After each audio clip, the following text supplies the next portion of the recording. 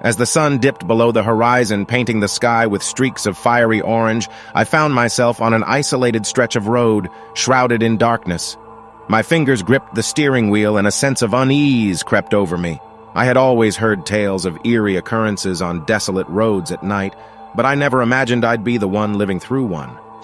The trees lining the road seemed to reach out like gnarled fingers, casting long, ominous shadows that danced in the glow of my headlights.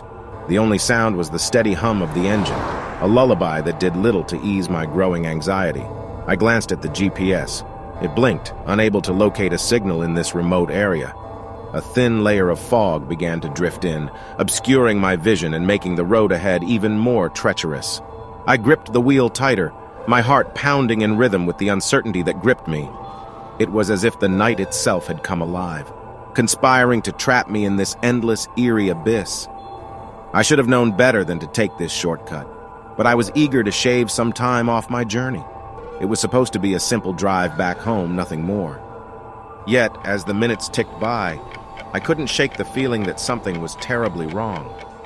A flicker of movement in the periphery of my vision caught my attention. I glanced to the side and my breath caught in my throat. There, in the woods, I saw them, pale, ethereal figures moving between the trees. They seemed to glide effortlessly, their eyes fixed on me, glowing like twin orbs in the darkness.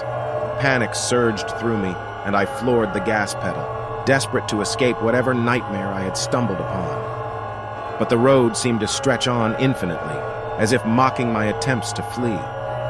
The figures in the woods kept pace with me, their presence sending shivers down my spine. They weren't human, of that I was certain. Their forms were twisted, contorted, and their movements defied the laws of nature. Suddenly, my headlights flickered, plunging me into near-total darkness. I slammed on the brakes, heart pounding, as I struggled to regain control of the car. The figures in the woods drew closer, and I could see the malicious glint in their eyes. I felt trapped, caught in a macabre game that I couldn't comprehend. I reached for my phone, hoping to call for help, but the screen remained black. No signal, no light, just the oppressive darkness and the chilling presence of those figures. I could hear them now, whispers carried by the wind, echoing through the night. Their voices were a garbled cacophony of eerie tones, as if speaking in a language no human was meant to understand. Desperation took hold, and I made a split-second decision. I turned the car around, tires screeching as I sped back the way I came, away from those haunting figures. My mind raced, searching for any explanation, any escape from this waking nightmare. Minutes felt like hours as I retraced my path, praying to find a sign of civilization. Finally, I saw the faint glow of distant streetlights.